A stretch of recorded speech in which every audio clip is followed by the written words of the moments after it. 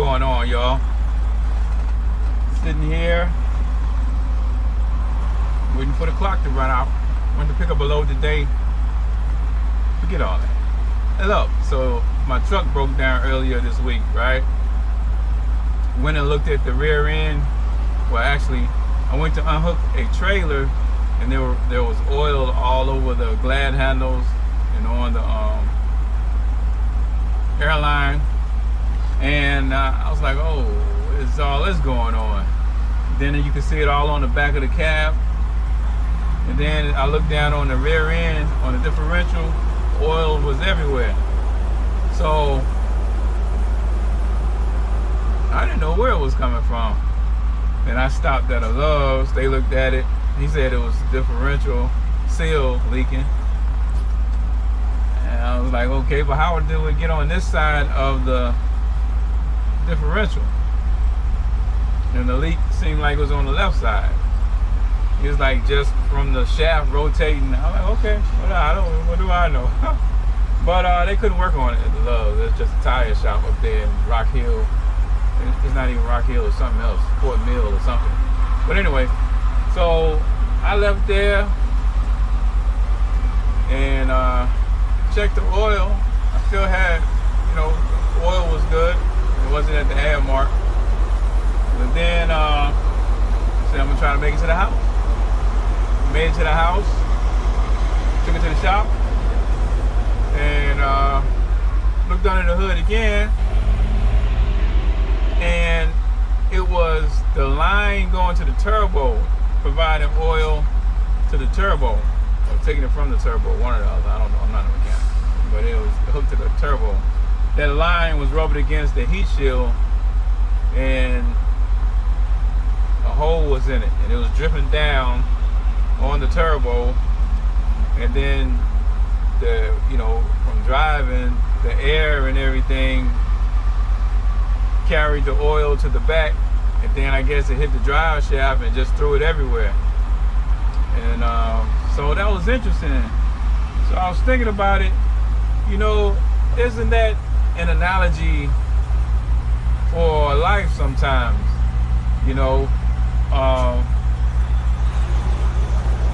I wonder how often it is that we focus time and attention on the situation at hand, and try to assign responsibility to some part of the equation, using something else based on the situation right then and there, the obvious part.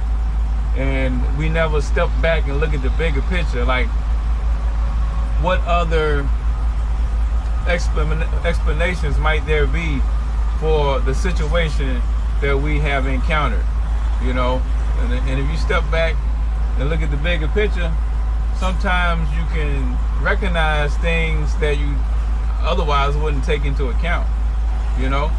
So we was all back there looking at the rear end, the oil at the rear end, and it wasn't until we stepped back and looked at the entire truck, even if first thoughts wasn't that the oil was coming from somewhere else. It was just like, let's look at everything, look everything over, and boom, there you see an oil leak up there at the turbo. And let's follow the trail here. Now, coming from the turbo, it's dripping down, and the air was taking it back there. That's not really the problem. The problem is up here. You see, so in our lives, we might find ourselves in certain situations, and for example, maybe some particular day you find that you are having an issue with the dispatcher or a broker or another driver or your significant other. You don't see eye to eye. It escalates seemingly for no reason. One person took it to a level that it really shouldn't have gone to, and you're like, this is ridiculous. You know what I'm saying? Something is wrong with that person. But think about it. Let's analyze this now. Let's step back and look at the big picture. How did this begin? What role did you play? And don't just look at this particular incident. Do you find, when you step back and look at the bigger picture, that you have been in this or a similar situation before. Because if coincidentally you were involved in this similar situation before, disagreement, escalation of something that should have not really been a bigger deal, then you are the common denominator. And maybe it's some kind of way that you're handling it that's causing it to escalate. Maybe you are the one that is playing a large role in things moving on to a bigger issue than it has to be. So I'm just saying that sometimes we have to step back and evaluate the entire situation so that we can find the root cause of the problem. Because if you just allow yourself to focus on what immediately presents itself, you will never really solve the issue. You see what I'm saying? Because I went to the shop, I was trying to get to the shop originally to get them to replace the seal at the rear end. And obviously that would have been a waste of time and money and everything. So be careful, make sure you step back, look at the bigger picture of how things are going down. So let's do another example real quick. I have an even better example. Why was it so difficult for me to do this blindside backing? Was it because of lack of space? It was so tight? It was just a hard task? No, it's because I didn't practice enough. I haven't gotten enough practice blindsiding. So that means I can actually get better at it. If I say it's because of the space, that means every time I go to this space, to this shipper, I'm going to have trouble blindsiding. It's all in how you look at things and carefully assess.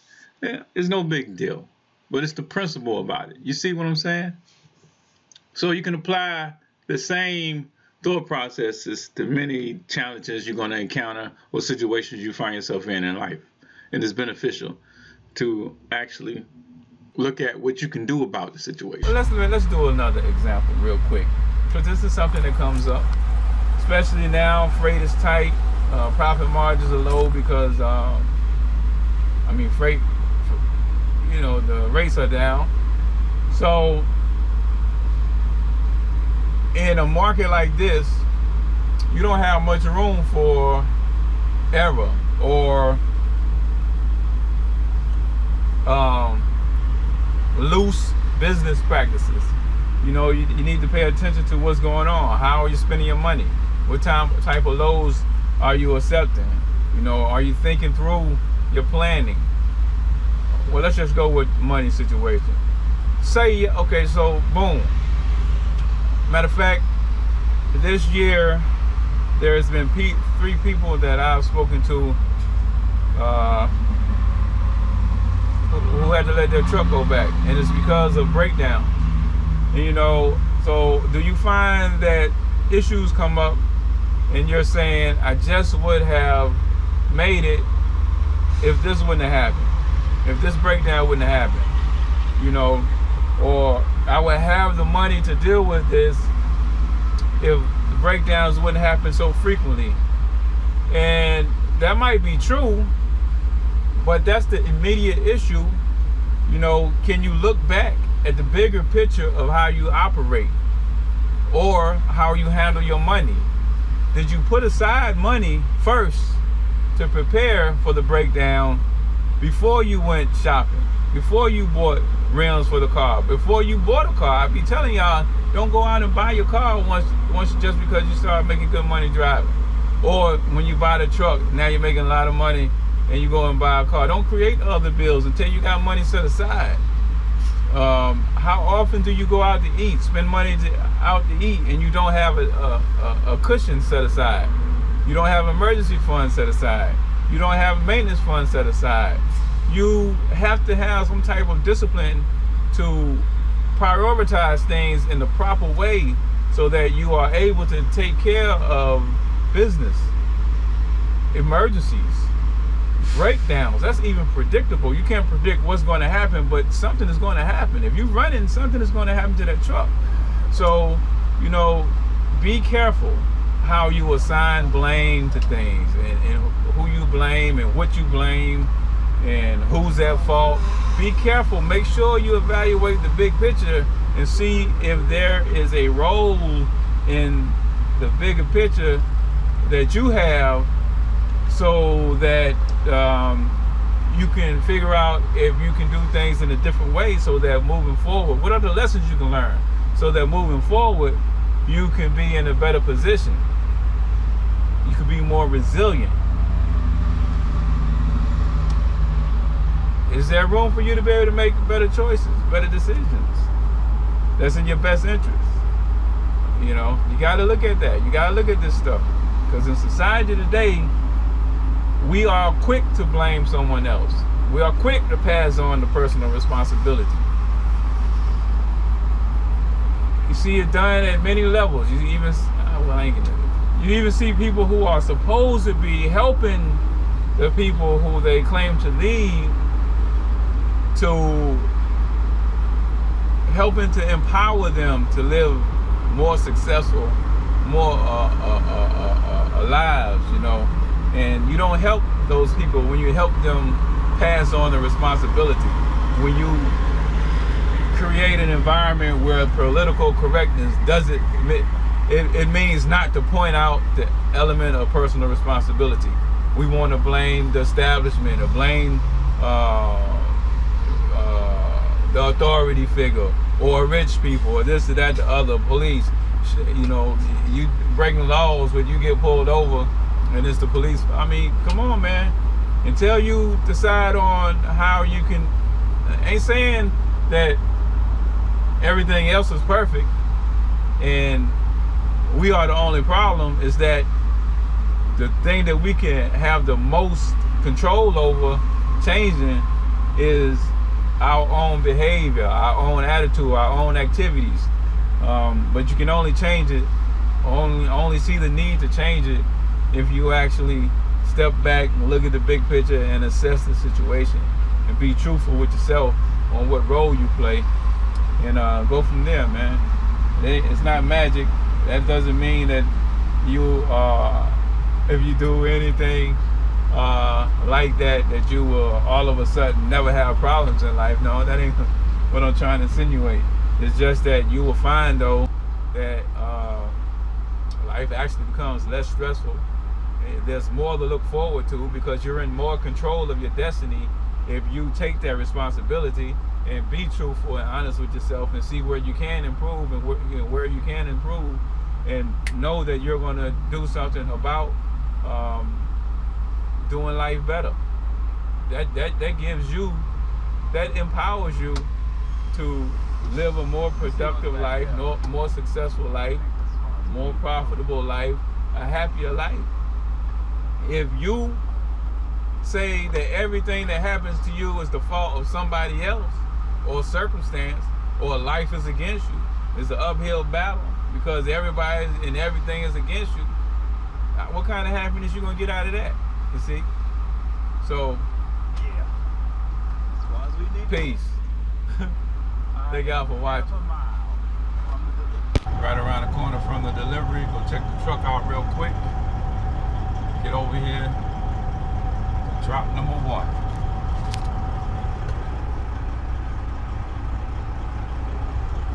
Stay right beside this 7-Eleven.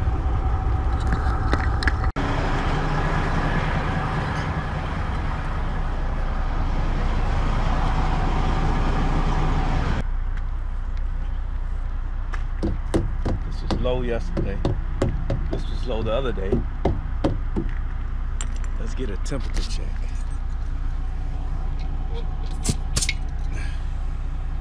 That means it's leaking slowly. That looks good.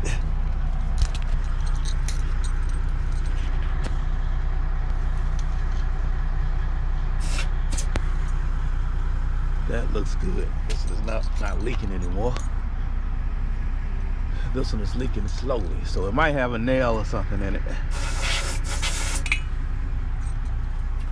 looks good. So we're just gonna do the rest of them, check them out, then get to rolling.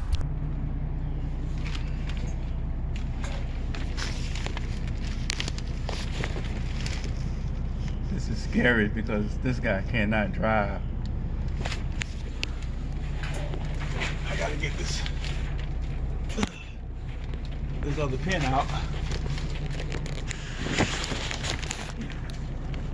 He almost tore my trailer up on the first one. And on this one, he's gonna have to drive in here.